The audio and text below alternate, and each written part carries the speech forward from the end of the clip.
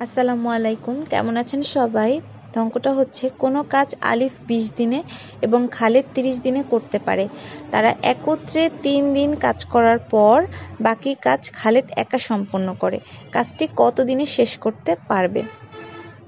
তো আলিফ যেহেতু 20 দিনে একটা কাজ করে, তাই আমরা লিখে নিলাম যে আলিফ একদিনে করে 20-এর 1 অংশ এবং খালেদ একদিনে করে হচ্ছে 30-এর 1 অংশ। তাহলে আলিফ এবং খালেদ একত্রে একদিনে করে হচ্ছে এখানে পরে দুইটা যোগ করলে বের হয় হচ্ছে 5-এর মানে 60। তাহলে এটা বের হলো হচ্ছে একদিন। আলিফ এবং খালেদ একত্রে একদিনে করে এত অংশ। তাহলে আলিফ এবং খালেদ 3 দিনে করে অবশ্যই বেশি, তাহলে 3 গুণ দিলাম। তো সেটা কাটাকাটি করলে বের হয় 4-এর 1 অংশ।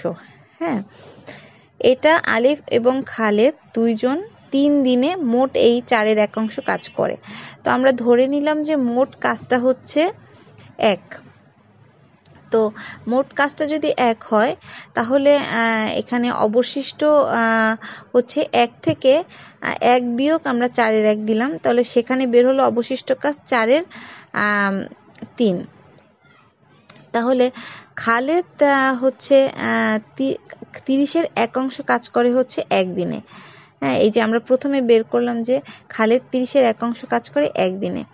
তাহলে একদিন 1 অংশ যখন ও করবে সেটা তো অবশ্যই বেশি, কারণ 30-এর 1 অংশ মানে একটা কাজের 30-এর 1 ভাগ সে করে হচ্ছে একদিনে, আর পুরো অংশটা যে করে সেটা অবশ্যই তাহলে বেশি হবে।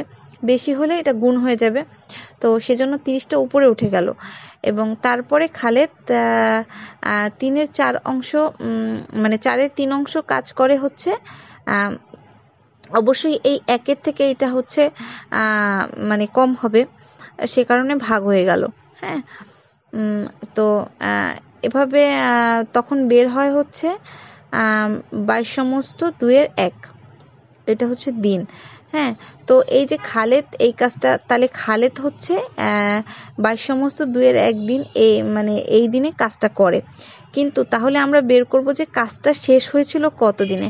এখন এই যে প্রথমে যে তারা হচ্ছে 3 দিন যে কাজ করছিল, সেই 3 দিনটা তো আসলে মানে আমাদের দেয়া হয় নাই। দুইজন তো 3 দিন কাজ করে গেছিল। হ্যাঁ, সেই 3 দিনটা হচ্ছে আমরা এই কাজের সাথে যুক্ত করে দিলাম, মানে যোগ করে দিলাম। তাহলে হচ্ছে আমাদের এখনের কাজ যেটা সেটা বের হয়ে যাবে। মানে কাজটা মোট শেষ হয়েছিল কয়দিন সেটা তাহলে হলো 25, মানে 25 সমস্ত 2-এর 1 দিন, মানে 25 দিন হওয়ার পরেও হচ্ছে আরও আর 1 দিনের কিছু অংশ আর কি। তো আশা করছি সবাই ভালো লেগেছে, সবাই ভালো থাকবেন। আল্লাহ হাফেজ।